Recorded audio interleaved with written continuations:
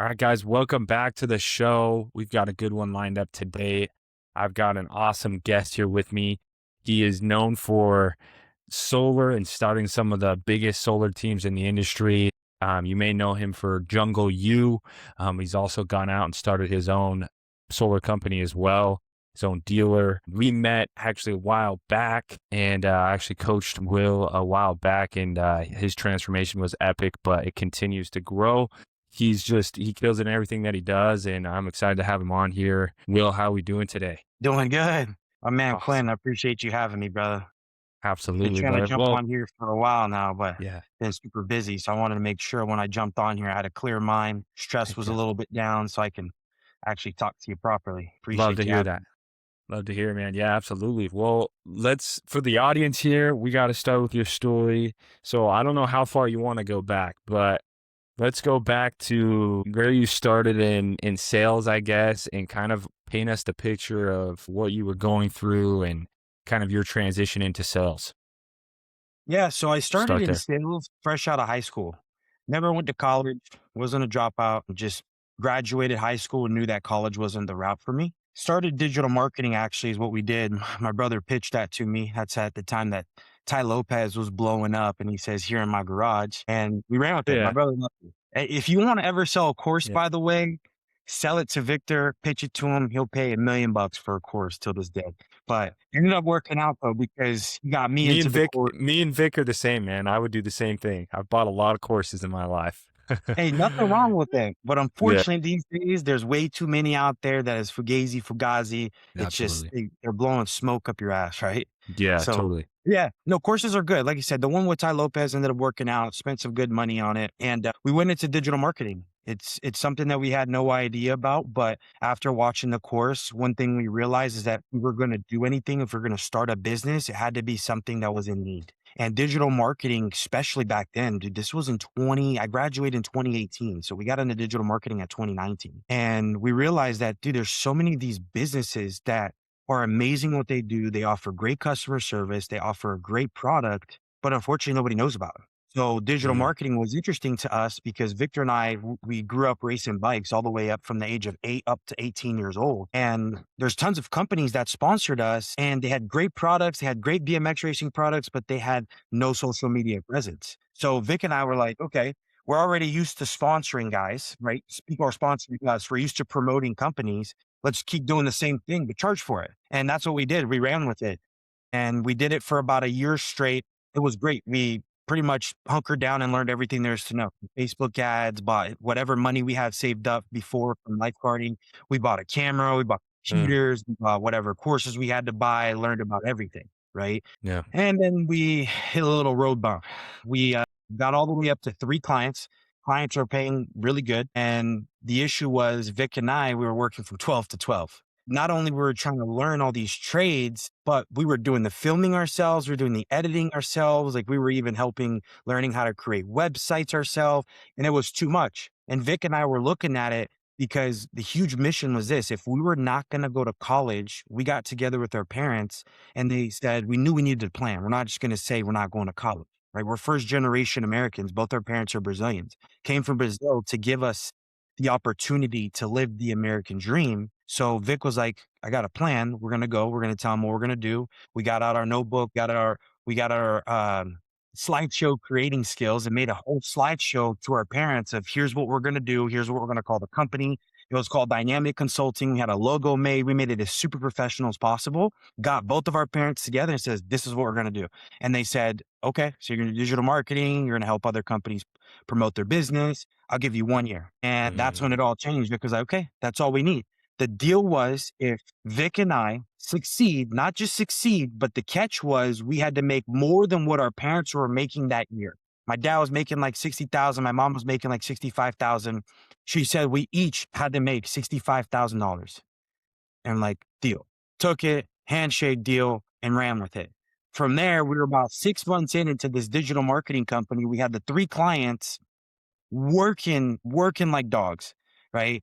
But we were capped. We realized we're like, what are we gonna do? Me and you together, we already are working from 12 to 12. We're making a couple $1,000s a month, but we're not gonna hit the 60,000 each. We could potentially hit 60,000 together. mm. And then just one random day, we were just like, okay, the only thing we can do is hire employees, but we can't afford them. And if we afford them right now with the 6 month time window we have, we're done. Like, we're not going to hit that mark. We're going to have to go back to college, and it's really going to set us back. And Mm, then just one random night, I just decided to play Fortnite, and I started playing some video games. And then my buddy Andre starts playing video games with me, and his random buddy joins. And then my buddy ends up going to bed. I'm playing video games with this random kid. His name is Garrett Allen, and we play for like 2 hours straight. It's like 2 a.m. Vic's done in bed, knocked out, and he asked me, "What do I do?" And told him about digital marketing, getting the whole spiel like I just gave you. And he told me, I said, "What do you do?" He's like, "Well, I just work 4 or 5 months out of the year, and I knock doors, sell security systems." I was like, "Dope. How much you make last year?" He goes, $80,000. I said, "What? No way." And from there, he's like, "Yeah, it's uh, for a company named Vivid." And that's where it all started. I jumped in the door to door. that's awesome, man. Dang. Okay. A lot to break down about that initial story. So first, I'm curious, what was it that made you not want to go to college? Like what you kind of said, hey, I like you were pushing because you didn't want to go to college. Talk to me about that mindset. Like, why did you not want to go to college? Man, it was at the time where I'm a visionary, right? And I'm a visionary, but also live my life a quarter mile at a time. So took that straight out of Fast and Furious, my favorite movies growing up. Oh, let's go. I love that. I love it. But here's the Yes. deal, it's like, I saw first of all, we dropped BMX because the highest BMX racer was making max $200,000-$300,000 a year. So I was like, well, Got it. that's not what I wanna do, right? And it's Yeah. a very short span window, like, you can't race bikes at the level past 30 something years old. So what happens after? Mm, Become a yeah. coach and 100,000 a year? Right? But and it's more of a passion thing, right? Everyone, and I'm not Yeah. dissing the BMX at all. Like I said, it's made me who I am today. I sponsor a ton of BMX riders. I love sport. I always try to give back, but it's just not where I want to be, right? Whoever's in it, they do it for the passion, not for the money. Mm, So yeah, I just saw that I didn't want to do bikes, so I dropped that. But then tons of my friends that were going to school, people that I knew, they were going to school paying this huge money for tuition for their degree, and they're still not making past 100, 200, $300,000 a year. And the only people that really were, when I broke it down, dissected it, were lawyers, were doctors, right? And yeah. those people, for sure, you need to go to school, right? If you want to be a doctor, you want to be a lawyer, I'm a firm believer you need to go to college. You need to learn what you're doing. But I also didn't want to be a doctor. I didn't want to be a lawyer. Yeah. I wanted to be an Yeah. entrepreneur. I just didn't Yeah. know too many entrepreneurs that were making over $1 million a year that went to college. Oh, So I that's the got it. reason why. That makes sense. That makes sense. And then Vic is your brother, just for those listening. That's such a cool dynamic too. I mean, how is it kind of always having your brother to start things? I mean, it sounds like you both from the beginning were like, hey, we're doing this together. This is what we're going to do. How is that with that dynamic having a brother? It sounds like you guys are super close. Yeah, no, we're super close. It's something that we've always done growing up, racing bikes together. Whenever we explored other sports, we did that together. Started lifeguarding together, dropped that, did valet together. So I guess it just becomes a pattern where if he does it, I do it, right? And it's the same thing. The next morning when I woke up and told Vic about this opportunity, because he originally told me about digital marketing, and I came up and I told Vic, I'm like, I know you don't know anything. Well, actually, it's even crazier. This is how it happens. That following day, after I got done playing the video games up to 2 a.m., we had Yeah. a conference to go to for Kevin O'Leary to learn about real estate that my dad wanted to drag us along. And that Wow. day, you know how these conferences go. It's about knowledge, knowledge, knowledge. But my dad's the biggest course seller of them all. That's sort of that buyer of them all. That's where Vic gets it from. Here we are at this conference, bro. And he goes, yeah, so pretty much everything I just told you, I could teach you how to do it for this, this, and this. This is what you got to commit, right? We knew it was coming. Well, after that, we take a break. We go use the bathroom, and my dad goes, "What do you guys think? I know you guys are doing digital marketing. You got some money saved up. Let's go in this together. We'll learn about it. I've always wanted to get in the real estate flipping homes. And you guys put this down, I put this down. And then me and Vic just went and used the bathroom real quick. And it was my 30-second pitch. 30-second pitch. I said, Vic, listen to me when I got that much time, but you got to listen to me. Played video games. So that pretty much said every story I just told you Yeah. within 30 seconds. He's like, and Vic's about money, money, money. I literally went door to door for 4 to 5 years. I already legit checked the company. I really didn't. I said, legit checked the company. He made $8,000 only in 4 months. Look, we got 6 months left to prove our parents wrong to make this money. We got to do it. He goes, all right, go back outside to talk to our dad. And we tell our dad, look, dad, you're going to think we're crazy, but we've already been looking at this for a while. We haven't. It's not hadn't been 24 hours. And I said, we want to work for this company. They go door to door. They sell security systems. It's a huge, massive company. You got to give us a chance. You said you gave us a year, give us the rest of the 6 months. After that, if it doesn't work out, we'll go into this real estate for you. Mhm. He didn't really like the answer, but he accepted it. 'Cause that's how my dad's always been, right? He always guides us, but he always trusts us, right? Until we mess Mhm. up. So he gave us that chance. And then pretty much it's the same concept. Vic pitched me really simple and we should do digital marketing. And I went with it. I trusted it. Yeah. So it's all a trusting. The relationship with the brother thing, everything we do is because he trusts me and I trust him. That's awesome. No, that's so cool. Where did your drive come from at the beginning? It sounds like you were super driven. You guys had like you said you were like a visionary. Where did you get that from? And what was the drive of like going from thing to thing to thing and wanting to like what was it that you guys were what was driving you guys to go after that and to like do It was the those bike. things? It was the bikes.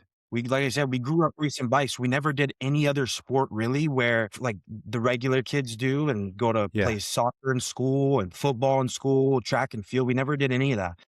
We were all my dad literally came to the US with his bike to race the world Mhm. championship in Texas and then stayed. My mom was in Brazil, was pregnant with us and came to start the foundation for us. And right before we were born, brought her. And it's the same thing with my dad. He raced bikes. And like I said, there was never too much money in BMX, but just what that sport teaches you, the discipline. We're racing people from all around the nation, but most importantly is Vic is very driven himself. Like if I were to leave today, he's going to be super successful no matter what. And same thing for me, right? But we get successful a lot quicker together. And it's again, it goes back from the bikes. It's not a team sport. When you get in that gate, you line up with 7 other dudes with you, 8 total. And when that gate drops, it's up to you to win that race.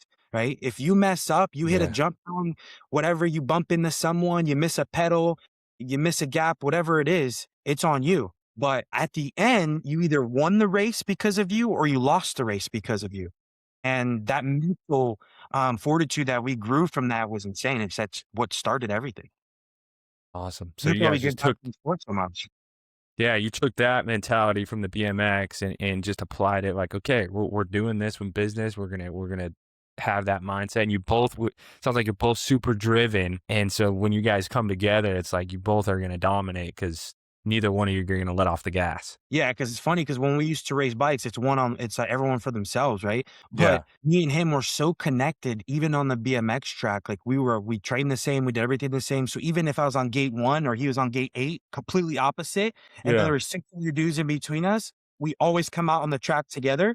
And guys would always try to protest, say we would team ride. And it's an individual thing. I always thought it was funny because we don't team ride, right? Yeah. But Yeah. we were always in sync. So we knew that one day we ran a business together that when we are allowed to be in sync and we were in sync, that it would take off. That's so cool. I love that. And you got who's older between the two? I am 30 You're minutes. okay, cool, cool. That's awesome. Okay, so now we're in your story where you got pitched this idea from Fortnite. I love it. And then you're thinking about going out and selling alarms. Take us through that. Like what happened there?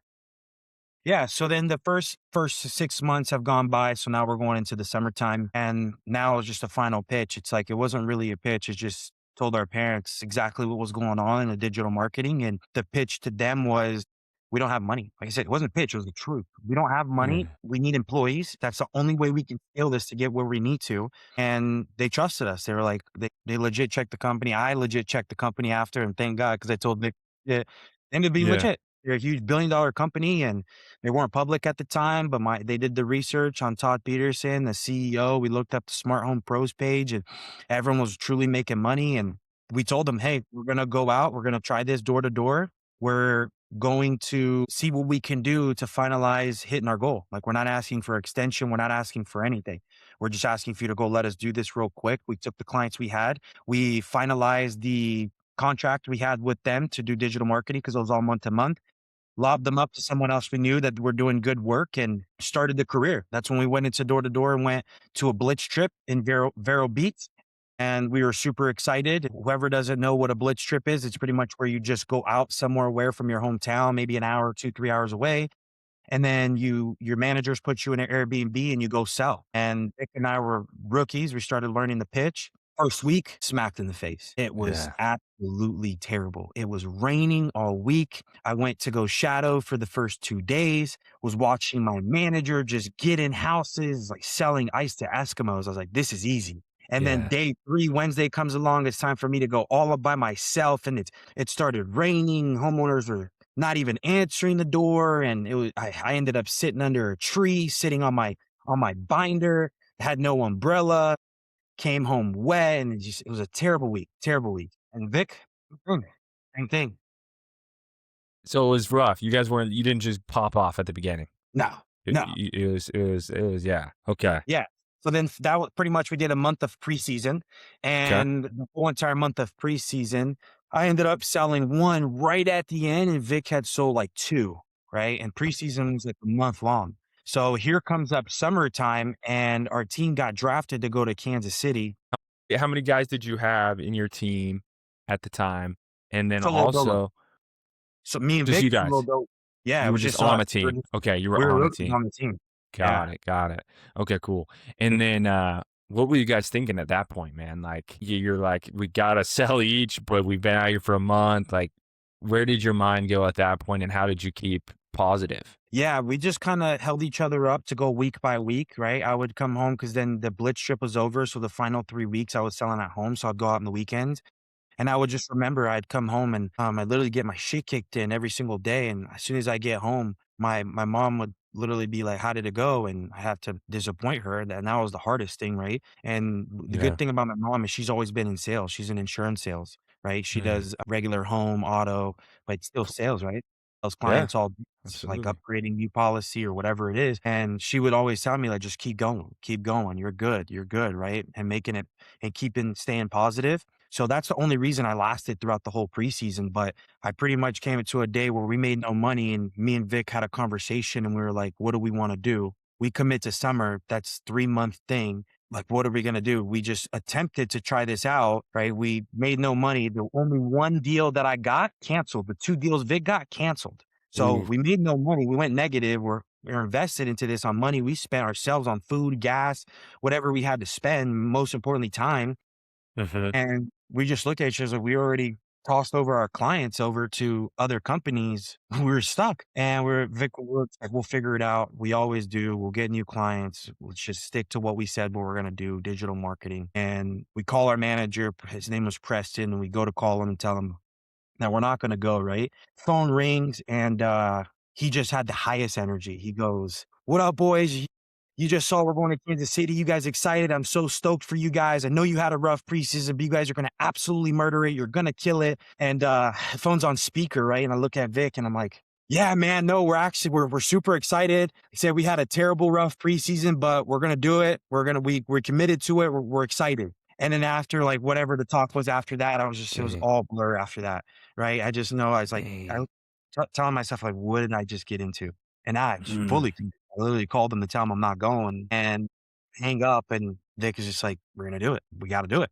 So I was like, "Alright." Man. So we already immediately told our parents we're gonna ship out to Kansas City, and tons of people ask us, they're like, "Okay, so you made no money, you got rained on, you had a terrible experience. What ran through your mind to even think about going to summer?" And it was the culture. The culture that my manager built up, it was a community of all young savages, 18, 19, 20, all younger than 30. If there was over 30, it was a couple of them. And they were all young, making money, and went through the same thing I went through. And like the culture was an all-time high. When that my manager called me, he invested so much time into me to make sure I was learning the pitch, and I didn't want to let him down. So people were like, "What happened? What sparked?" And that was it. I just did not want to let him down. That is so good right there. So Yep. close to Yep. calling it quits, so close to, like, who knows what woulda happened, you know? I'm sure you guys would have still figured it out, right? Even if you took the other path, but it's crazy how in life, these moments, man, And tech, defining moments. Yeah, 10 seconds, man. That is super cool, and that's amazing that a couple things, like, his energy and his state, I feel like, was a big thing that you pointed out when he called you, was kinda like, I determined gotta everything. do this thing." Yeah, like, he had good state, he had good energy, and it almost just transferred to you this belief again that, "Hey, maybe I can do this." Yeah. That's so cool, man. That's Yeah, amazing. my manager is always my biggest hype man, and that's my biggest Yeah, advice to all the sales managers out there, right? You don't totally. have the luxury to be depressed in front of your reps. You could be depressed, No. Don't show it to your reps. When you go to Absolutely. correlation, when you go to that meeting, when you pick up that phone, I don't care if your tire popped, you got into a car accident, you're having the absolute worst day possible. When you answer that phone, you answer with energy, you answer excited. And most importantly, if you're doing this thing in person, you're walking that correlation, whatever energy that you show them, it's going to be 10x. So if you're excited, you're hyped, they're going to be hyped. If you show bad energy, they're going to have terrible energy and be extremely negative as well. Yeah. Yeah, that's a great point with culture and creating a culture, that they look at the leader, right? If the leader is down or having a bad day, I mean, you can just imagine that everyone's gonna match you tenfold, right? Or worse. So that's a great point. Okay, so you go out for the summer, you get wrapped back into this, you're like, all right, we're doing this thing. How did the summer go? What ends up happening after that? Man, that's where things get exciting. Let's We go. Turns the go in corner. So you were at the lowest of low. I mean, that was the point right there where it was like, are close. we I've doing the never right felt so thing? low in my life. Yeah. Like, is this working? Like, what are we doing? We're wasting our time, right? All the things, the doubts it sounds like were coming up. Yeah, because again, like I was racing before I stopped racing bikes, I was at a peak too. I was winning races. Mm, Like the star power was an all-time high. I just graduated high school, whatever I was doing the totally. digital marketing. I wasn't making the money I was doing, but the clients were happy. I Mm, wasn't letting anyone down. My parents were seeing me work from 12 to 12. And then I go on the yeah. door and I'm just all this negativity. No, go get a real job. And I'm just failing, failing, failing. And I was at the all-time low, like you're saying. And then boom, we ship out the summer. We sell our cars. We both had 350Zs. Nick and I went all in. We really go like, we're selling our cars, right? Use the Winning. money, whatever we need to use while we're there as a float. And when we get back, we're gonna buy the cars we always wanted to buy and burn the That's ships, burn the that's ships. amazing. Wow. Told our mom, told our dad, "Hey, we're going out to Kansas City. All I need is one favor from you. You've already seen what I experienced in the preseason. You've been amazing, tremendous support for me. All I ask is when I'm out there, doesn't matter how it goes, it's probably going to go very bad. But all I ask is when I call you and I'm having my worst days, do not tell me to come home. Do not make it easier for me. Tell me to stick it out there. Tell me to make it work. Right? If other people are doing it, you can do it too. Those are the words of encouragement I'm going to need because I'm going to call you guys to be my hype man." And they says, done. And I went out there. Week 1, sold 4. Vic, 5. Week 2, 6. Vic, 6. Following week, 6, 6, 7, 8, 9, 9, 10. Boom. And then we got to midsummer. Now we're in the rankings of becoming the top rookies in the whole entire company. And we're like, we're gonna take that star powered. Boom, boom, boom, sale after sale, in-house competitions. Me and Vic are going against each other, healthy competitions. If Vic sells one, oh no, I'm gonna get one. If Vic goes a whole day without bageling, it's 8 p.m. It's like Will got one, I'm gonna get one. So now we're competing with each other because we're already beating everybody else. And then we finished the whole entire summer, rookie number 1, rookie number 2. Our whole life changed after that. Oh my gosh. Okay, so what changed? So for the people that are listening, how did you all of a sudden start selling people? How did all of a sudden this change? Tell us in your mind, like how did that happen? It's literally burning the ships. It's Mm. burn the boats, right? It's like when we got out there, here we are now. We're in Kansas City, Missouri, the middle of nowhere, right? We're used to being in the city, right? Where there's literally anything you need right next to Universal and tourist attractions. Now being in Kansas City, where all they got is football, baseball, and barbecue, right? Yeah. And we're like, we're in it now. Like let's train, let's double down on the training, let's figure out what we got to do. We drove over to Kansas City with the guy who actually recruited us. So we had a long car ride there. And think it was like 18 hours or something crazy. And then by the time we drove over there and got there, we practiced the pitch. We did tons of training, and that's all it was. It was a shift of mindset of like, there's no more failing. Every door is a number. We know this is going to work. Look at all the people in the office that have already succeeded, make 2, 3, 400K in the summer. We can do this. And as soon as Mm, that mindset shifted, we're like, let's do it. Everything changed. We weren't afraid of failure anymore. The pressure was off, right? They mm. put us in the cage, they locked the doors behind us, and they said, "You got 5 rounds," but instead we got 5 months, right? And that's what we did. We took 1 round at a time. That's That's awesome. Yeah. So you were like you guys were still busting your butt, training, learning, developing, while just like being focused, and it just compounds, right? You just kept putting it in the work, and all the failures before just, and then you just started catching momentum, and it sounds like there was no letting off the gas. A lot of people, you sell 4 or 5, you're like, "Hey, I'm doing good." Like, why did you guys keep pushing so hard? Yeah, because like I said, the biggest thing with us growing up racing bikes, that's going right back to the bikes, dude. As crazy as it Yeah. sounds, like I always try to recruit athletes because they grow up competing, right? Yeah. And that's what did it. Once the money, the bank account started getting full, the only thing that kept us going is the in-house competitions, right?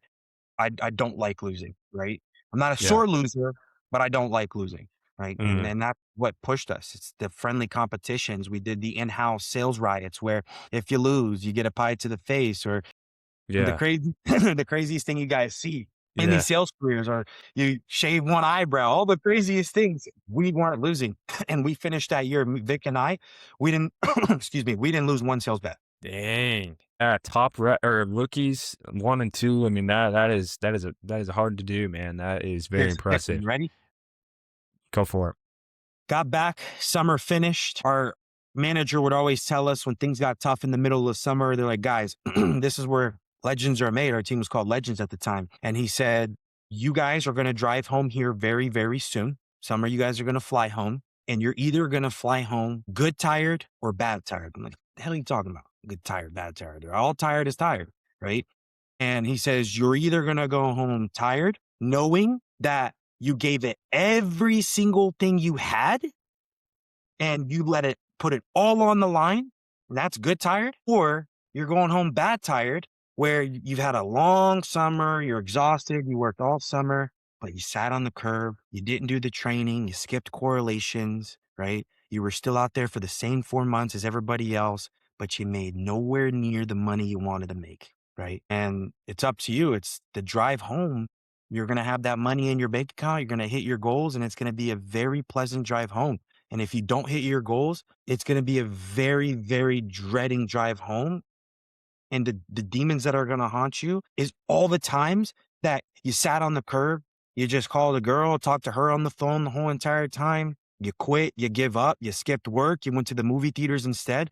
And that stuck with me, bro. And that's midsummer is the hardest for sales reps. And that Yeah. sticks to me all the time. And I always share that to all my reps till this day when midsummer comes. And that is something when he told me that, it just sparked. His name is Sean Bofelli. He told me that. I was like, wow, like he's still one of the managers I've given until this day. He's one of the best managers I know. Is Preston Stiles and Sean Bofelli. Like they're two of the people that changed my life. And once they said that, I was like, I'm not gonna go home that tired, because when he said that, it really hit home, because it was the same thing with the bikes. When I would go home, I would go weekends, I would drive all the way to South Carolina, Georgia, and I would go and lose a race, and I'd have a long 12, 15-hour drive home. And if I lost the race, I hated it. I was tired. I was exhausted. I raced all weekend long. I was in the sun, but I knew I lost because I didn't put in the training. I didn't put in the work. I didn't go do my sprints. I didn't go to the gym when my dad told me to go to the gym. But then when I won a race and went home, I knew I did everything I had to do. I put in the work. I earned that win. And it's the same thing with sales, door to door. Yeah. That's so good, man. I love that you tie it all back to that mindset you learned from BMX and the competition in sports. I'm the same way, man. Sports changed how I looked at life, right? It's you gotta put in all the things so that you can feel that reward at the end and feel like you deserve it, and that's worth it. And check this out, Quinn. The cool thing, you're actually from Utah, so you may know him. Tons of other athletes are coming, like exploding right now, that came from BMX. Do you know Mm, who Jack Kelly is? He played for BYU. He's about to get drafted into the NFL. And no way. yeah, Let's I'm gonna send go. you the post after this, right? And That's maybe awesome, man. however you're making your edits, you can clip this, but it Yeah. talks about how he was in BMX, and Jack Kelly was a ripper, bro. He was NAG number one in the nation.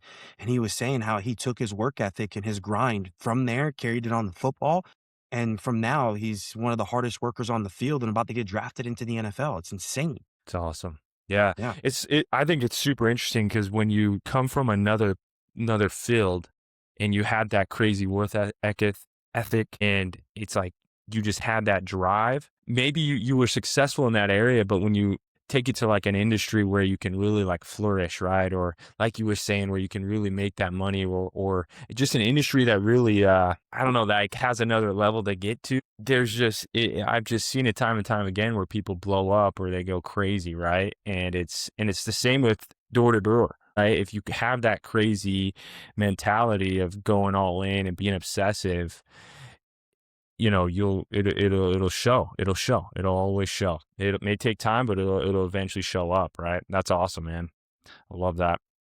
Okay, so you head home after the summer, gotta be feeling pretty dang good. I mean, were you excited to talk to your parents? Were you excited to be like, "Yo, we did it. We did what we said we were gonna do, at least to this point." Yeah, so they're happy, they're stoked that we became rookie number 1, rookie number 2, but I never told them how much money Mm, I was making. They just knew I was flourishing in sales. And we finish off that year, and they're like, "Okay, so how much money did you make?" And that was the most proud moment. I said, "We both made $80,000." let's go. $80,000. And In the I kid you summer, not. guys, in the summer. Yeah, in the And I summer. kid you not, here, Vic and I, same income. We both sold 108 accounts to the T, not even trying, right? Like the Yeah, last day I sold that 108th account, I'm like right at the ringer, like at 8 o'clock at night. And Vic and I ended up tying. And yeah, same income, same everything. Add on the income we made from the digital marketing earlier in the year, we surpassed them. We made together after that, we made 100K that year. Add the little bit we awesome. made from the digital marketing plus the alarm sales. And Mhm. from there, our parents goes, "Sounds good. You guys know what you guys are doing. Off to the races from there." Then we thought the whole goal was to come back, make that Yeah, money, get out door to door, hire employees, and go right back into digital marketing. And Vic or I were like, we looked at each other like, nah, nah. We just made $80,000 a year. My manager made 500,000 in the summer managing a team. We're like, yeah, nah. Let's just go right back into it. We found something that fits. We're in sales. It's the hardest gig in the world. Let's just put more people onto the opportunity, right? That's when Vic and we started recruiting. And we're like, we're gonna do another summer. And we shifted now. It's not just about us. This is where the whole game changed where we started recruiting people. And we yeah. went into year one, recruited 9 dogs, hustlers, just people who follow us on social media, went to high school with us.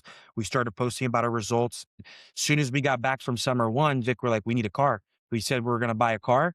I went, bought an Audi. Vic went and bought a Mercedes. And here we are Nice, now with dude. 2 cars. We said our little 2000 whatever, 2012, 13 Nissan 350Zs came back 6 months later. And now here we are, 19-year-olds driving a brand new Audi, Vic driving a brand new Mercedes, posted on social media. Guys start asking questions. And from there, we told them how it's one of the hardest jobs in the world.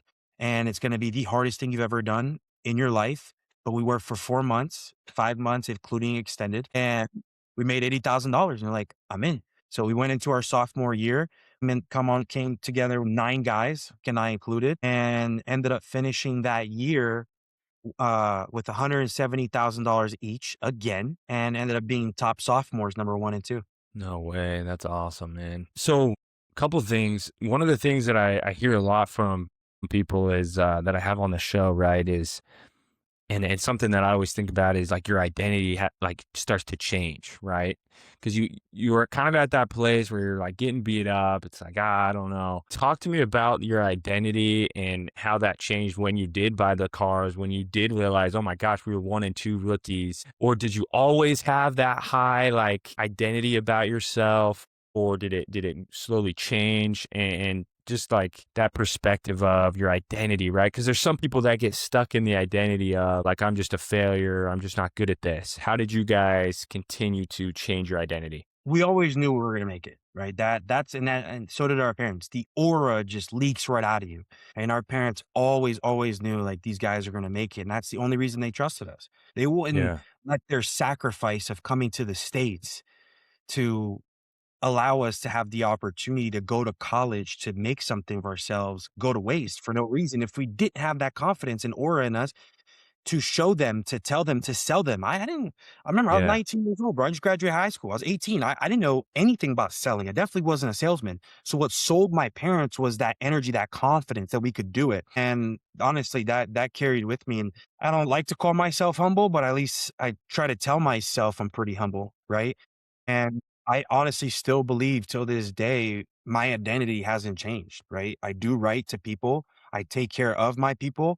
And all I'm doing right now is giving the opportunity to people that I was once given. That's Yeah. it. It's not a That's ghost. awesome. Don't worry. I know you saw the door open. That's actually my dog. You know, I love it. Yeah, that's really good. Your identity never changed. You always believed in yourself, and you always had that "I'm gonna make it" mentality. And I call it I have delusion, sometimes because it takes time for it to catch up a little bit at times. When maybe you're not there, and people are like, "Well, dude, why do you have so much confidence when you're not even there?" And it's a balance of delusion, like you said, and humility, Definitely. and you just gotta, yeah, like you said, man, you believe in yourself for Become sure. crazy, when become Yeah. crazy. Become Yeah. psycho, they say. Absolutely, dude. You know, there's a reason why there's like these athletes, right? They talk about this alter ego, or they talk about just the belief that they had to really get out and make it happen. And it's apparent that you had the belief in you still do, you know? It never goes away. I love that. So where are we at? I guess in the story here. Okay. So we're transitioning. Okay. Yeah, that was my final and last year of alarms. 2 years. You crushed it both years. You got 9 people that you have under you at that point in Yep. terms of people that awesome. Okay. Then what happens? Going back to my rookie year, like I said, what drove us was competitions.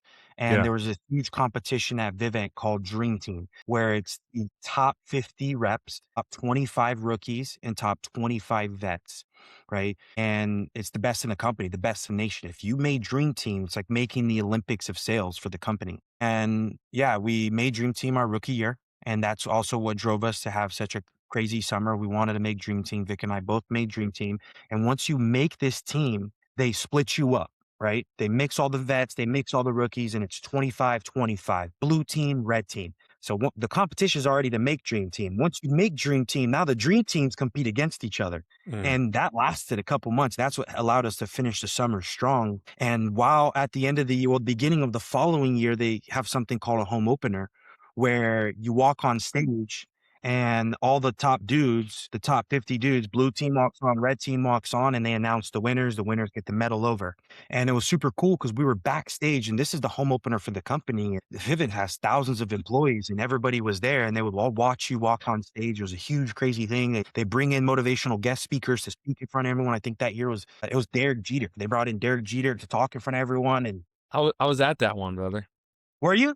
Yeah, I was there. Yeah. So you watched us walk on I stage watched then? it. Absolutely, dude. It was a Yeah, huge that's deal, man. awesome. It's so sick. And yeah, Derek Jeter, like you're totally right. It was a big deal, and you're watching these people walk on. You're like, damn. So Kevin Swiss, he's the guy who organizes all the competitions for Vivint. He actually left and Yeah. he's at Newton now. And great guy. Love the guy. Went to his wedding. Like we're close friends, past all the work. And he's the one who makes the competition special. He's got this culture builder that no one else has. He did something crazy where he allowed me to fly my parents out. They actually assisted. They flew my parents out and they sat them front row of the home opener. And when we were backstage, they allowed me to lead out the red team. Here we are. We're rookies. No one knows us in the company except we're rookies that made Dream Team.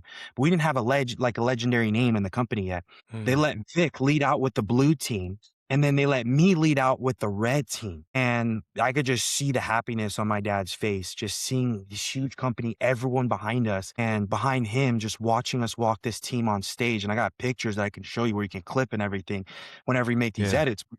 Yeah. That was one of the most peak moments of my life, and thanks to Swiss, he made that happen, right? And that changed everything for me as well. That was Yeah. huge. That's awesome, So, man. going back to track here, because that was Yeah. a good story I wanted to tell. So, Totally. when I made this dream team, I met tons of high producers, high value people in the company, right? I met my buddy Nolan. I met my buddy Zeke. That's a huge VP at Solar Pros now. I just met some high value dudes, right? Yeah. Connected with them, followed some on Instagrams. My sophomore year, stayed in touch with them. And that's when my buddy Nolan Nettleson, some of you guys know him as Door to Door King on social media. Mm-hmm. He's living in Arizona currently. He started posting out of nowhere, him on roofs. Got one, got two, got three, got four. And this is when solar wasn't peaked yet, right? It's like some people were doing emissions per kilowatt was super low. Nobody had a company like Vivid doing it for the culture, but I was interested. I was intrigued, right? Because me, I'm always looking at the next biggest thing.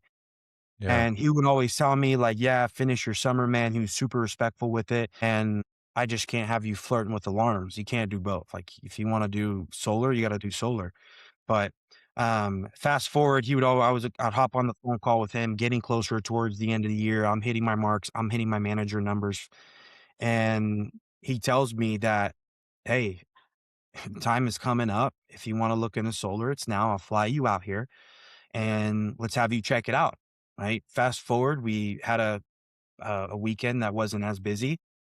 And it was towards the end of the summer. Kind of feel guilty about it. I had to pull the card, tell my managers that I had a little emergency that I had to attend, and I had to go off the map, right? That's the Yeah. only thing I've ever done that I don't regret, but I felt bad about, but I had to do it. Yeah. You know what I'm Yeah. saying? Totally. And Vic and I went off the map, turned off our locations, and flew out to California for 2 days, checked out the operations. We shadowed Nolan, watched himself 4 in a day. We got on the roofs with him. We took the pictures and we're like, this is legit. He's actually selling the solar.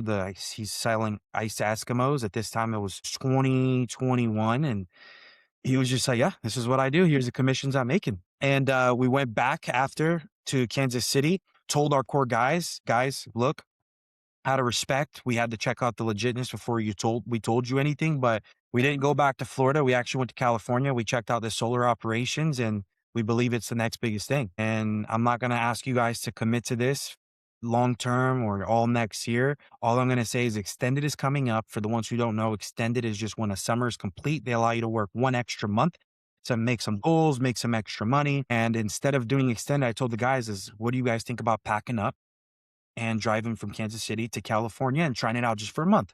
Give it a shot, right? Yeah. That's how I always told my alarm systems. Give it a shot. If you don't like it, come get it. And I Exactly. said, We'll rip it out. No problem. exactly, we'll figure it out. No worries. It's Yeah. easy to put in, Yeah. easy to put out. Cover the wall, fix everything. And, yeah, so then they were like, "Yeah, well, I mean, we're already gonna do extended here, like, we're gonna go." I think at the time, it was Georgia that the extended office was, like, "We're already gonna have to pack up all our stuff, get out these apartments, and go somewhere." So we're like, "Okay, sounds good." So we all got in our cars and loaded it all up, and we hauled over to Northern California and met with Nolan. At that time was crazy, man, like, there was no structure, there was no anything. We were jumping around from apartments to apartments that Nolan just had remaining from Vivint left that he shoved us in. And, we didn't know what was going on, but every 3 days, we were jumping around apartments and he put us in hotels for a little bit, and it was Yeah. 9 of us deep in a two-bedroom apartment for, like, 2 weeks at one moment and a dog with one guy, a kid that he's with me till this day. He's one of our right-hand mans. His name's Atreyu. He was allergic to dog, but he was thugging it out. Like, I got videos of us of, like, all twin beds. Those gun guys sleeping in the closets with a bed in there, and we didn't care. We were having Yeah. bro, that was till this day, that is the highlight of my life and my door-to-door career, where Yeah. we would just we were all excited to be in California, and that's what we did. We went out and ripped. I had all those guys set for me and Vic. We took 2 days, we put in our headphones, we shadowed Nolan, we literally wrote down the whole pitch, learned everything there is to know about solar art while our guys set for those 2 days. Day 3, a bunch of sets came in, and me and Vic ripped. We sold in that month, we Dang. sold 50 solar deals, 50. Holy crap. Yeah, Holy at that crap. time, Nolan was like, we had to pay some of the setters up front because solar takes a minute to get paid. So whatever Yeah. money Nolan had in his bank account, he was paying my setters cash. It was the craziest thing, Wow. dude. It was crazy little wild, wild west shit. Yeah. But we did it. We had a Not great no summer. structure. You guys were just ripping it. Nothing, Like, just just rip. didn't even know. Yeah. Meetings were in the Wow. park. Wow. Park meetings. No Yeah. structure, nothing. Just here's the pitch, Vic and Will. Here's how to sell solar. Here's the portal. Here's kind of how you do it. Figure out the rest. Hey, Yeah. setters, my guys, here's the pitch. Say the pitch. If you don't know, just throw it on to Vic and I. We'll figure it out when we get in the house. So he did. Figured it Wow. out. Junkyard Yeah. dogs. Just get it done. That's awesome. Yeah. One story really quick. So, I was talking to Nolan one year. I don't even remember when this was, but a while back, and he was like, "Hey man, like, if I were you, man," because I was in Arizona, and he was like, "If I were you, man, I've got these brothers, Vic and Will, dude. They're just different, man. They're a different breed. I think you would love it, bro. Just move to Cali. These guys are just getting started." And I gave you a call, and I was like asking about what was going on and kind of trying to get a rundown. But You were with Legacy, um, right? yeah, I was with Legacy. Yeah, I was with Legacy Power at the time, and I had already moved around from Austin to Vegas to Arizona with my wife, and so I was a little gun shy on moving again. I was like, "Nah, I can't do it, man. I Yeah, you come got to a Arizona or whole I ain't family. going anywhere." Yeah.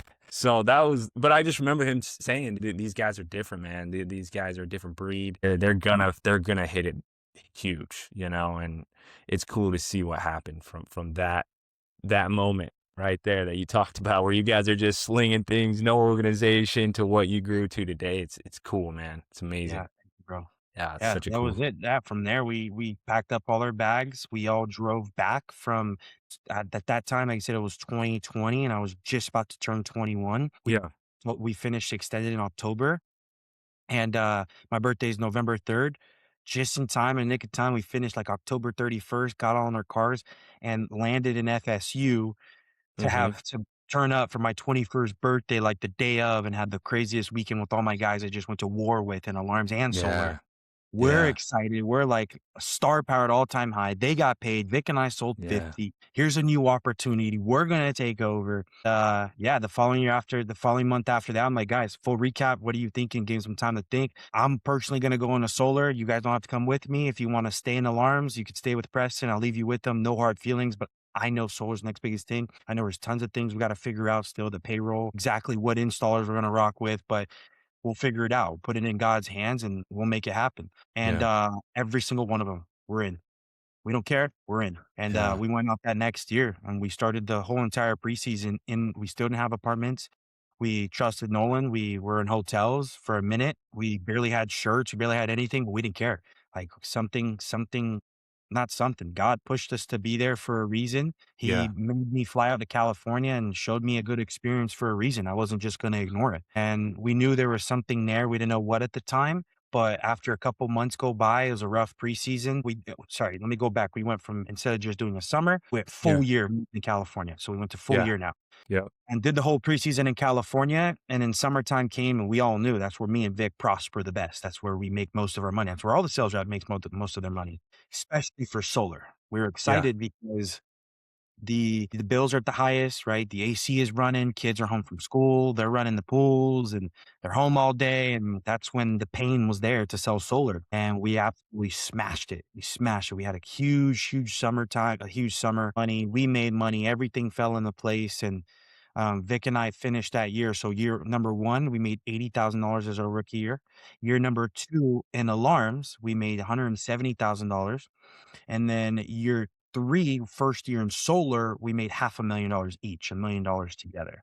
So, Wow. we proved That's to a lot of amazing. haters that said, because we had something to prove, right? We're like, "Solar is nothing, you're not making more money there." All the Yeah. haters, people at alarms were like, "These guys are crazy." My parents were like, they were crazy, right? They're like, "What are you doing? Like, you just Yeah.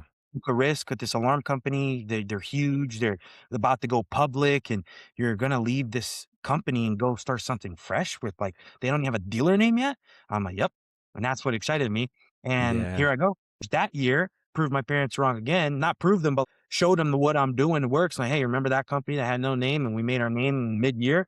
Yeah, I just made $500,000, $1,000,000 me and Victor together. Remember 2 years ago, we made 80,000 each. So now 1,000,000 together, and we're like, "Wow." And then proved them again in a whole 'nother industry, and like, yeah, at that point, parents never asked any questions, nothing, they fully trusted us. Like, I tell them Yeah. till this day, like, the huge shift that we just made, we went on to growing our company, our Jungle U, which was a region inside of Newsen. We went Yeah. from 9 guys to 50 guys. We're recruiting from colleges, FSU guys, UF guys. We went from 50 to 100 to 150 to 200, right? All within a span of 4 years, right? 4 Wow. years. Yep. Yeah. The following year, after our 500K year, we made 1,000,000. We recruited one of our best regionals right now. His name's Antonio Russo. He made 1.2 million selling in 5 months. It was off Mm. to the races. That's so killer, man. Wow. So, a couple things I'm curious about. It sounds like you're very good at doubling down when things are working, but then you also have on this other side of like, but if there's another opportunity, you go and you don't, some people would like wait it out or, you Don't know, hesitate. yeah. So where does that come from? You're gonna laugh. And how did you get that Hey, I'm gonna let you guess. back to the BMX? Back to the bikes. So, and I'll just elaborate a little bit on it versus just saying the Okay. bike. On a race, you're racing bikes. is a 30, 45-second race. That's it. Quick, fast. That gate drops one wrong move, you can go from first to last, right? And when we're racing bikes, dude, we're in a turn and you see these dudes coming at you, you either go left, block them up, down, whatever it is. I just got so trained up to make quick decisions on a pivot that's what trained my mind, my brain in business. In racing bikes, I have half a second. So in business, they're like, oh, how do you make shifts so quick? For me, it's eternity. Me having a month, me having a day to make a decision. I'm used to only having a second. I just won the lottery giving me a day. Shouldn't have done That's now. awesome. And Yeah. that's where that Perspective. developed into as well. I just kept that Yeah. same mindset of make decisions quick, right? You make a mistake, what decision do I got to make to pivot from to recover from that mistake, right? Racing Mm. bikes. If I let this guy through on the turn and he went up on me, shoot, am I going to sit there and be upset and stop pedaling, lose the rest of the race? Or am I going to figure out, go quick, boom, high low him on the next turn so I can win the race back again? Same thing in business. I make a Yeah. wrong decision move because it happens. No one's going to make all the correct business decisions on a pivot, on a swivel. You'll make mistakes. Everyone makes mistakes. But the winners, the true champions, the true CEOs, the true champions, they make a decision, mess up, and make a split decision to fix it quick again. They don't wait a year. They don't wait 2 months. Yeah. That's how it works. Yeah. Yeah. That's great. That's good. Yeah. Yeah. You know, you got to be able to pivot quickly. Be Yeah. explosive. Think quick. Move Yeah. quick. Act quick. Yep. Totally. Okay. So Jungle you 200 reps, you're growing this thing. How did you, number one, build a culture like that? And number two, what would you say is the biggest like advice that you would give to people that wanted to duplicate what you did? So, first of all, like you should never take constructive criticism from someone that has never developed the path that you want to walk in, right? If they didn't walk the path, then you don't take constructive criticism from them. So with me, I told you earlier in this podcast, the only reason I'm here today is because of the culture. So I carried that with me. When I propose someone the opportunity, I see tons of managers bring people into the door to door, get their foot in the door and just forget about them. They don't answer their Yeah. calls anymore, especially if they're low performers. My manager that day had no business answering the phone excited. He easily could have been, here's this guy again. Sold one Yeah. account, made me no money. That guy canceled. I don't even want him to come this summer. That's how these managers think these days, right? Yeah. So with Yeah. me, I took all that and I applied it growing my team. So what I do personally, my advice to all these sales reps, these sales managers and people building their own companies, when you bring in a rookie, you give him 30 days no matter what. Because that's what happened to me. I literally shit the bed for 30 days, Yeah. right? Day 32, 31 is where I, boom, exploded. So I always tell them, give them the 30 days, allow them to get through that learning curve, right? I honestly don't like the reps that come in and explode out of nowhere because they think that's the new reality, but Mhm. it's going to hit no matter what. You don't stay on top of a mountain forever, right? And those reps that just explode too quick, once reality hits them and they go on an all-time low, they just phase out. They're like, I'm a one-hit wonder. I got lucky with those deals. But the reps that stug it out and they go, I love it when they tell me I got my face kicked in today. I Yeah. did terrible. And I check in on them on 3 weeks. How you doing? Not good, man. I'm hating it. I'm not liking it. Right. Motivate them. Keep Yeah. culture at an all-time high. Do the team hangouts. Do what you got to do. And you never know when that rep is going to turn it around. And it's not going to be like that Yeah. every time. Sometimes they do go 30 days and they end up phasing themselves out. Right. But at least Yeah. do your part and give them the 30 days and do your part and running a great culture. Don't show up depressed. Give them the energy they need. Yeah, that's so good. Yeah, I think for me, when I started in door to door, it was the same thing, man. I got punched in the face, bagel, bagel, bagel, bagel, and yeah, you're so right, man. It's being able to never too high, never too low mentality in business and life and everything you do. You don't want to be caught in a bad state, man, because it could mean everything. Talking to reps and people like that. So that's so good. If Yeah, you, Denzel Washington always said along the way, when you're climbing that mountain on your way up, stop, pick someone up, yeah, bring them yeah, along with you, right? It's like my best friend I just dropped off at the airport that I was telling you about. Like when he comes and visits me, I take care of everything, right? But it's like, what good is the money, first of all, if you're not bringing people with you and teaching them how to make the money? right? Some people want to go alone and do everything alone and not grow a team and just go sell today and make the 10K, 20K and be okay with that. But they don't have a team. They're alone. Yes, they're making more margin, but your job already sucks. You're knocking doors, Yeah. buddy. You're knocking Yeah. doors. You're telling people all day is telling you to fuck off, go get a real job. It already sucks. So let's make it better.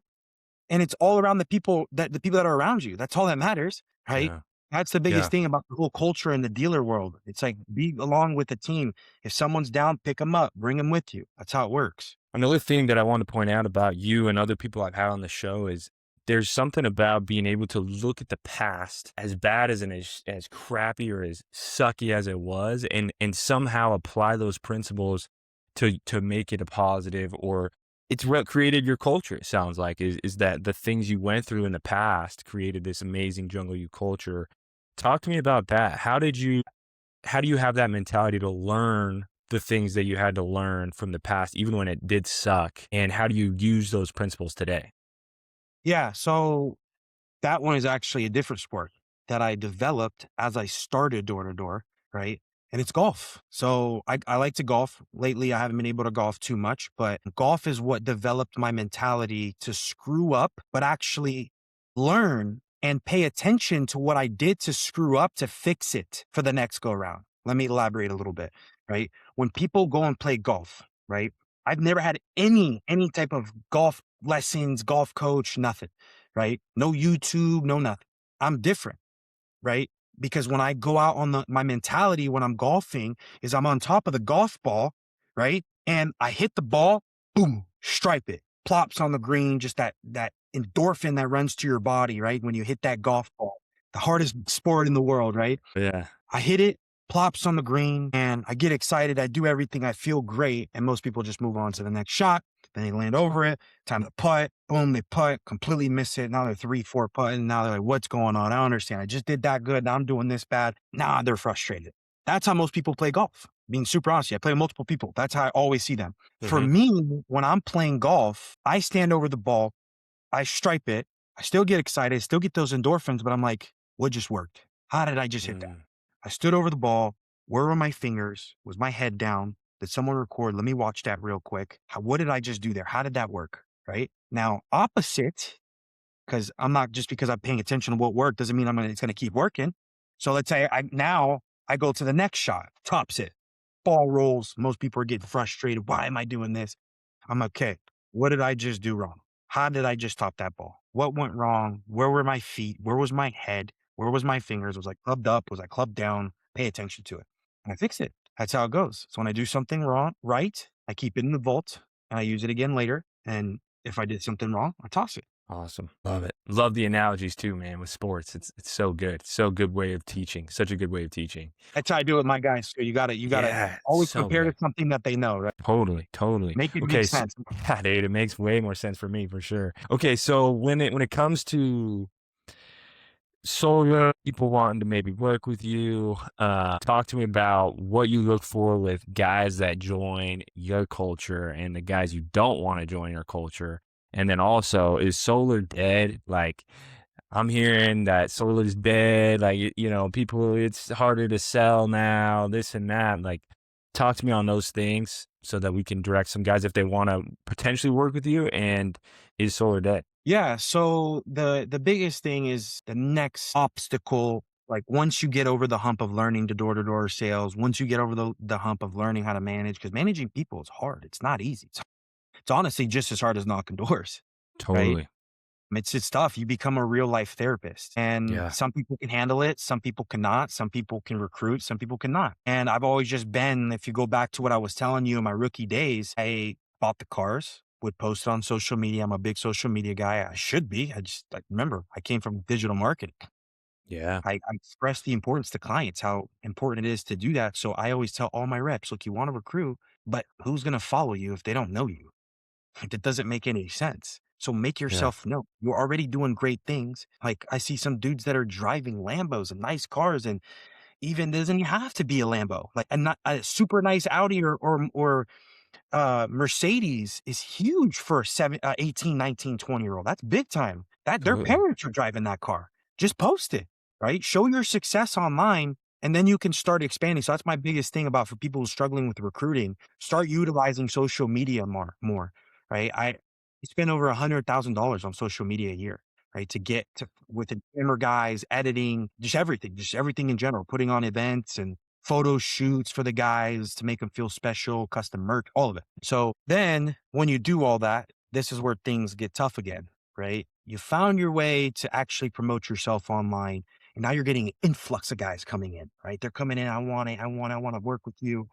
And at the usually what you say is, sure, come on in, space for everybody. Oh, the boat's not big enough. 1 second, let me build the boat, make it bigger. Boom, right? And everybody's excited. You're bringing these guys on, but where it starts getting dangerous is not everybody, right, is a Quinn. Not everybody's a Will, a Vic, a Treyu, and all these top reps that you have. Yeah. You're gonna run into some toxic dudes, some toxic guys, some bad apples, right? In the door to door world, in the sales world, we like to call it cancers. Yep. And when you recruit them, all I say is they're inevitable. They're gonna come. It's gonna happen. And if you don't see it in the beginning, they're probably gonna become one too, right? Because you have tons of guys that come in hot and then their head gets too big, then they become cancers. Or you have guys that don't come in hot at all and they become great and they become great leaders, right? There is no running away from it. The only thing Yeah. you can do is learn how to cope with them and how to handle those situations and how it is. And here's the biggest thing I'm gonna tell you. Having a cancer in your team and leaving them on your team is the killer of all sales teams. I see people grow teams, and because they're a cancer, that guy brings in 1, 2 deals a month. To them, they're seeing the dollar sign. If I cut them, that's 2 deals that I'm losing. But little did that manager know that cancer is probably in the room full of the next Will Silvas, the next Quinn that could be there, but they're absolutely draining their potential to get there. Yeah. And would you ever know? No, you would never know. Why? He's ruining the opportunity for them. He's getting home at night. He's telling them this job sucks, shoving a bunch of negativity in their mind. Guys, there's other things we can do out here. Vic and Will's not even the best managers and leaders and everything you hear. And eventually, what do you need? These are 18, 19, 20-year-old kids. Influence to them at that age is tremendous. It's like any little thing, like you expose to Yeah. them, and they're like, I'm running with it. Sounds good. They're very gullible, right? Yeah. So that could be what managers need to be careful for. If you see a cancer, you cut them. You give them the set. I'll do it properly, right? Say, hey man, like be honest with them. They're also over 18. They're grown adults. Tell them you straight up, you're being a cancer. Get a learning lesson from it. Change it. You got 7 days to change it. Here's a quota for you. If not, unfortunately, I got to cut you, man. And I see tons Yep. of great teams with 100 dudes now with 0 because of that. They look at the Mm. guy answers as a number. They don't want to lose the income, but they end up risking the whole entire boat. The whole boat ends up running. Yeah. No, that's really good. When I was playing football at Utah, I mean, that was the same thing, the same mentality. Coach Witt, it was like we were looking for the cancers, and the culture had to be so high that you almost couldn't even bear being around the culture if you were a cancer. Like that's how good the culture has to be, and your leaders and the people have to be on point so much with you and the vision that they don't want them around either, right? And so they kind of, yeah, like you said, it's give them a shot, but this is the culture, and we're I not watch a lot changing of for you. football. We're not changing for you. Exactly. Oh Yeah, yeah, you have to change or you're out. That's not how this works, right? correct. And Absolutely. that's one sport I always wish I did play, right? It's football because I Oh, hear that a dude, lot. it's so true. Yeah. What you're Culture, saying is morale, 100% right on. Yeah. the victories together, right? It's like Mhm. I watched 300 for the first time. Don't ask me how, but Dude, that's a good movie, man. yeah, I know. Don't ask me how, but I watched 1 and 2 the other week. Nice. And man, just the culture of them going 300 versus thousands and thousands and killing Yeah. thousands and thousands, but them together stronger. There was never 300. There was not one weak link at all, Yeah. right? There was, he'd get killed off. He'd Yep. get killed off and they become stronger when they were 300 at first, but then when they became 200, Yeah. week one fell out and they were fighting like they were 600. It was Mm, insane. Great movie. Everyone that's watch it. so true. Yeah, that's a good point. No, that's a great point. There's learning Awesome. lessons in every movie. Yeah, totally. Same thing There's I some was good telling them ones about too. snaking over the golf ball. Take a learning lesson from everything. Yeah. Man, that's good. Having that mindset of always learning in everything you do, that's good. Okay, so when it comes to um, working with you and potentially wanting to join your team and things like that, how would they just follow you on Instagram? Is that the best place to get a hold of you and learn more about what you're doing at Jumble U? Yeah, yeah. So, to tell the story there to end up the Yeah. story of what my career is now this Yeah. day. Go for it. We were at Newson for a couple years. We went all the way from 2022 all the way to 2025. We ended up becoming top regionals, VPs, just serving alongside them, right? Just helping them grow the company. At the time, Newson wasn't even called Rise, and it wasn't even called Rise, it was called Victory. And we literally went from 50 dudes up to 600 plus, right? And it was a great ride, but as you know, Vic and I are always looking for the next biggest thing. And we felt like we got to the all-time peak, right? The highest you can get there. So we just knew that the next step was owners, right? With all due respect to everyone that's assisted us, it's just like when you reach that peak, like what's next? And Yeah. I teach my guys the same exact thing. They're ambitious. And if I get capped and I have a ceiling over me, what do you think is going to be happen when my guys catch up to me and get on my level? Now what? Right? So, I needed to release that ceiling, I needed to break through that ceiling to take me and Vic to the next step. We were ready for it. The hardest thing about starting your own dealer is having the money, it's having the experience, it's having the leadership that's gonna be with you, it's having your team of 300 that's gonna go to war for you, right? And Yeah. we had it. We Antonio Russo, one of my top leaders, Buckland, one of my top leaders, all my top regionals. Keyshawn's over there running in Puerto Rico. I have a team, my boy Kyle running in Florida. Like, dude, like I had that set. We got the money. And I looked at each other, was like, we want to do it this year, next year. Like, what do we want to do? We want to stay another year at Newsom. And we're just like, let's just see some things work out. And we checked the business credit that was built up. We had a bunch of properties. We pulled out a HELOC, got approved from them all. We had all our cash flow plays. We hired a payroll manager. Like everything was aligning perfectly. My biggest like hammer down, like nail on the hammer is like hammer on the nail. Sorry, is here's where everything changed for us. At the end of last year, I was in church and we're going to Mariners Church here in Irvine. And I was still making the decision if we still needed to make the shift this year or not. And I was praying, I was praising, we were worshiping, and I just literally told myself, "It's like, what am I gonna do? I had millions of pounds on my shoulders." And you know where they tell everyone like, "Hey, if you're ready to surrender yourself to Jesus, like there's hundreds of people in this church. We want you to stand up and says, I believe." And dude, that was probably like I've done a lot of nerve-wracking things in my life, but to stand up in front of hundreds of people one by one and say, I believe, and they give you a choice to say it was, dude, I felt like there was thousands and thousands of pounds on top of me, but I literally told myself again, I was like pressure makes diamonds. Like this is where greatness is made, and it starts by surrendering. And I Yeah. stood up in front of everyone. I said, I believe. And after that, and that's not where everything changed. Where everything changed was after that, there are the elders in the front where you can go pray with them during worship. And after I said believe, I doubled down. I went, I was like, you know what? I already did one hard thing. I never get out of my comfort zone. Let's get out of my comfort zone again. That's where we are today, right? Getting out of your comfort zone. Spoke to the elders, said, what do you want me to pray for you? I said, well, I'm in the middle of making a massive decision. I don't know if I should go left, I should go right. I just need some prayers to help me make that decision. The elder started praying for me, and he didn't pray for me to help me make a decision. He prayed for me and said, made the decision for me, says, take him over you and protect him as he makes this huge decision and shifting his career. I'm like, you didn't just tell me, help me make the decision, shift my career. You just said to protect me for this big shift I'm about to make. And right there, I just got this like chills on my body. My bones got cold. I'm like, I texted Vic the other day. He couldn't make it to church that day, but I called him. I was like, this is the year. It's time. I just got the answers I needed. And I get goosebumps till this day. And I'm like, we're doing it. It's game time. And Vic didn't hesitate because he's been wanting to do it for a while. And he's like, sounds good. Let's do it. Yeah. And we ran with it. Wow. Fast forward a month and we just started with the branding, started creating with the name. And that's when Riv Solar was born. And now we run our own dealer. We were able to successfully move over all our guys. Like I said, Vic and I, we hope to see ourselves as great leaders. And we successfully moved over all 200 over to the new dealer. Yeah. And none of them guessed anything. They said, Mm, sounds good. You guys are going there. We're going with you. And that's you won't let us awesome. down today. Wow. Dang. Yeah. So So, yeah. And then to answer your question, is solar dead? yeah.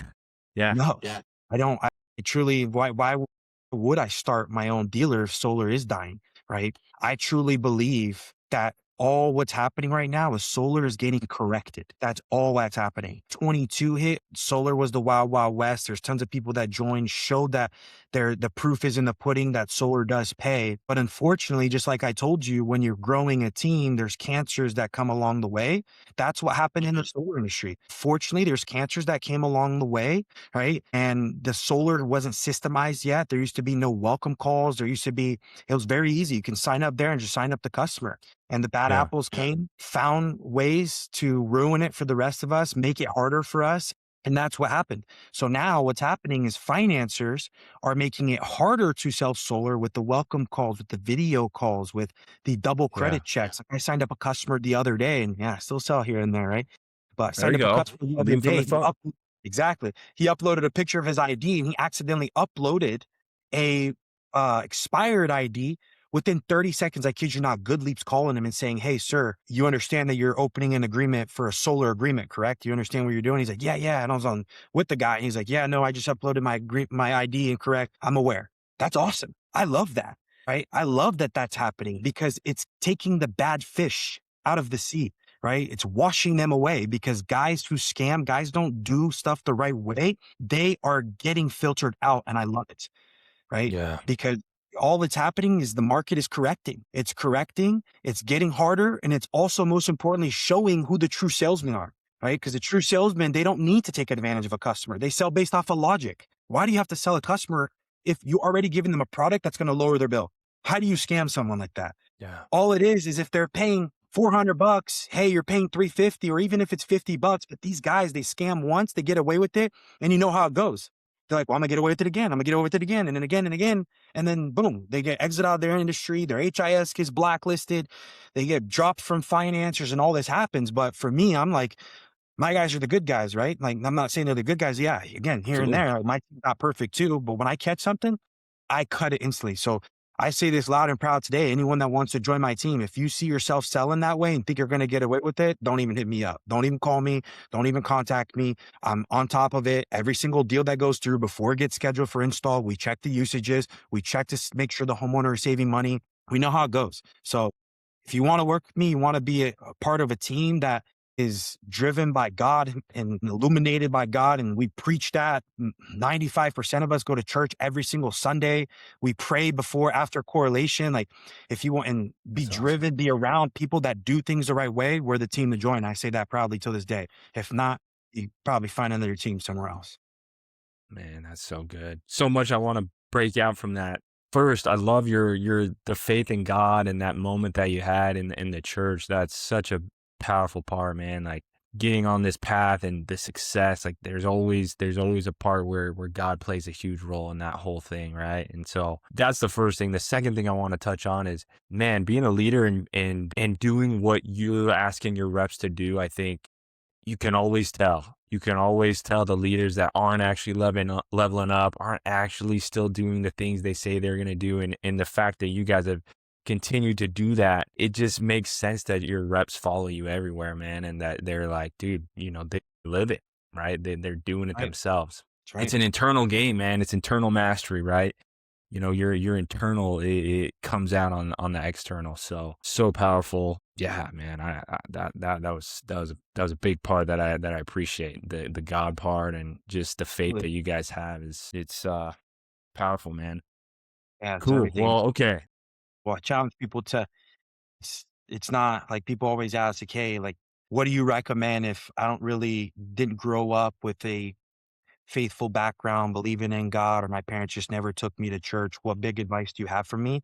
I'm, like I said, both my parents are Brazilian, and the Brazilian culture is mainly Catholic. And coming into the States, I'll say, like, we did slowly stop going to church, right? You start getting so super busy and you start telling yourself, like, I don't have time for church, right? But I Yeah, stand here today as one of the busiest, at least I think, find myself one of the busiest guys ever, like running an absolutely. exotic car rental company, running a solar dealer. I still find a way. It's 1 hour. It's 1 hour. You know how many hours you have? Just look up how many hours you scroll on TikTok. Find an hour. But you don't even, I'm not even saying go to church today. Sometimes it can start with just saying a prayer. It started with Absolutely. Vic and I every single night before we go to bed, we get on our knees, we say a prayer, right? And then it started developing, right? We started developing where every time I eat, before I eat, I say a prayer, right? Then it started developing more. check this church thing out again, right? And I surrounded myself around church people and they're pushing me to go to church. Now I'm going to church once a week. I'm praying before eating. I'm doing all these things. It just becomes natural, becomes part of my my routine. And it's normal. That's what I recommend. Yeah. And same thing with fitness. People who fitness is huge. Fitness changed Yeah. everything for me, right? Yeah. People are We're like, gonna how we're did you start getting into the I think we're gonna do a part 2 on fitness. I think we gotta do a whole other podcast on part 2 fitness, 'cause, there's so much yeah, I no, wanna talk about that. Yeah, let's do part 2 fitness, leave them hanging. but yeah, we're gonna leave these people hanging on that 'cause I have a lot that I wanna talk about and ask you about with that, and just your journey with that has been epic as well, and again, it's apparent to me that you've had the transformations in all these areas. Again, the internal mastery, man, it's apparent, right? And it translates, right? In leadership and being able to do what you guys have done. It's pretty incredible, man. Pretty remarkable. Thank you, brother. So keep doing what you're doing. Like we're all watching and you're leading from all different areas. And yeah, I couldn't attest more with the praying thing. I mean, that's what started it for me too, is just saying a prayer, and it starts with that. And your faith grows, right? It's like a little mustard seed and it grows. You're like, dang, like my life's getting better because I'm praying, right? And you just start to notice it. So, okay. Follow Will on Instagram if you guys are interested in potentially working with him. I'll leave with this one question for you and then we'll wrap this up. I'd like to ask this in your, like, I know it always changes, right? But what in your mind is your definition of success at this point in your life? I know it can change and whatnot, but if you were to boil it down to your definition of success, what would you say that is? For me, success is not me, right? Success is the people you make successful around you, right? It's extremely important because Vic and I hit a point where the money, our bank accounts were full, our pockets were full, right? And we easily could have stopped. But the only thing that got up us out of bed the next morning or got us to go to the meetings and got us to stay positive is I got addicted to seeing other people succeed, right? Seeing other my top regional that year made 1.2 million. He made more than me that year. And I was hyped. I was stoked. That's success to me, right? And then on top of that, to finish it off is with your success, your actions follow. What do you do with your success? Right? What do you do with the money you're making? That's what success is, right? Vic and I take care of our parents. We take care of our grandpa, right? We went through rough times in sales. We lost both our grandmas 3 months apart and we kept on pushing. We kept on throwing down for them and taking care of family is everything, right? And giving back to them. That's our success. And that's our parents' success too. It's showing them that everything they went through and the risk they took from coming from a different country and us being first generation Americans, us making money isn't their success, right? It's them seeing our accomplishments and everything we're doing, how many lives we're changing, how faithful we are to God. That's their success. So success isn't always money. Said. Well said. Well said. That's a great definition, man. How you can impact other people. That's awesome. Well, Will, I appreciate you coming on, man. Thank you guys for tuning in. We'll do another part 2 here. I don't know when, but we'll try to find the time to make this work Yes, sir. eventually. But yeah, thanks for coming on, brother. Thanks, guys. I appreciate y'all. If y'all want to hit me up. Feel free. Quinn will get you my Instagram. It's these Will Absolutely. Silva one, Silva Twins. If you want to hit up me or Vic, it's been a pleasure. Quinn, you're the man. I love dropping sauce. It's actually one of the first. This is the only first podcast I've ever dropped this No much sauce. way. No Yeah, way. That's awesome, man. yeah. I never give them that much information. I think I just Yeah. gave them somewhat information to start their own Jungle U if they wanted to. That's So right. That's right, take dude. that It's knowledge all awesome. you want. Appreciate you Yeah. guys. Absolutely. Appreciate it, man. Cheers.